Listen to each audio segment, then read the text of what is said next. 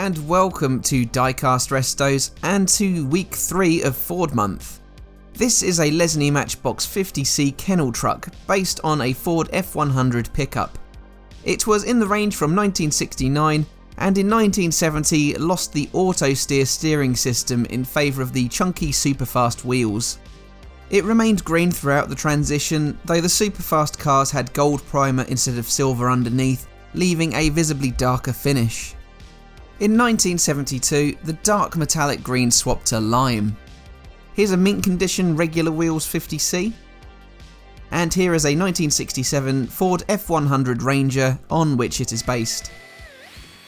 All versions, Superfast and regular wheeled, had green tinted windows fitted. Early versions had white plastic grilles borrowed from the 1968 6D Ford pickup, and like the 6D, these were later chrome plated. The chrome plating continued into the Superfast lineup, but many lime green versions had the white plastic grille reinstated. Part of my base has split here on closer inspection, so this will need to be addressed. The reason why this was called the Kennel Truck is for the missing plastic dome that sheltered 4 plastic dogs that stood within. This shell was more like a greenhouse than suitable dog transport, to be fair. These canopies were initially clear, but could also be found tinted later on. There was only one noticeable modification to the casting during its 69 to 70 run. The pickup bed was initially smooth, but was textured midway through production. The clear canopies returned in 1970 for the Superfast stint. Following the 50C's discontinuation in 1972, a modified version reappeared at 57E in 1973 as the Roller-Matic Wildlife Truck. The grille now formed part of the base, and the tinted canopy returned as it now housed a plastic lion. The lion was mounted on a turntable and circled with the motion of the wheels. This lasted for 8 years until 1981. Owing to the fact the plastic suspension piece is riveted onto the base, I opt to use the gentler paint stripper liquid. This is in order to not damage the plastic, which would be difficult to reattach had I removed said rivets. When I return a short while later, it's flaked away. For the body, I will use my usual caustic soda paint removal method.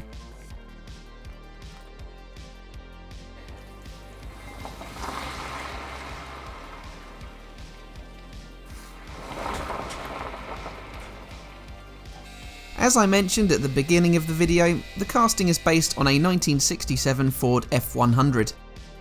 This formed part of the 1967 to 1972 5th generation F-Series of trucks.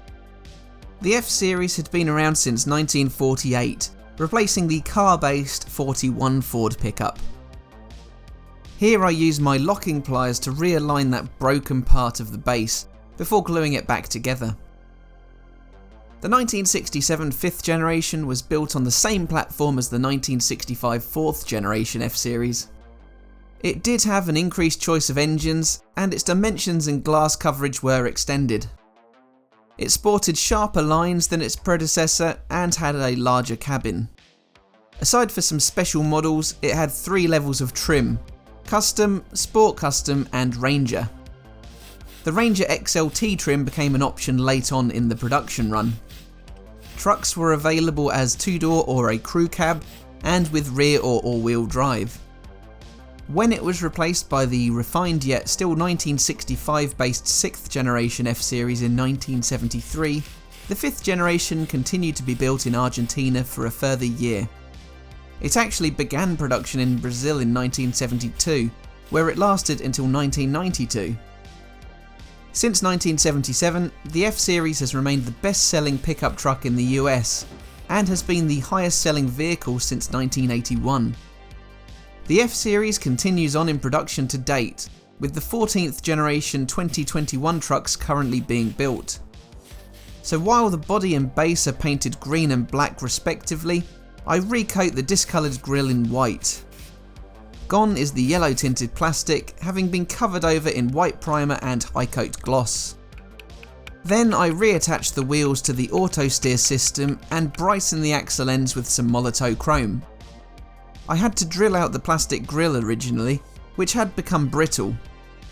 but it reinserts easily and securely enough with a bit of force. And there we have it, it is looking good as new, factory fresh.